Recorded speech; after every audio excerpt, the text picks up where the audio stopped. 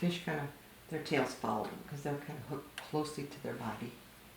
And when the fish go like this, see, you can put your hands together and be like a fish.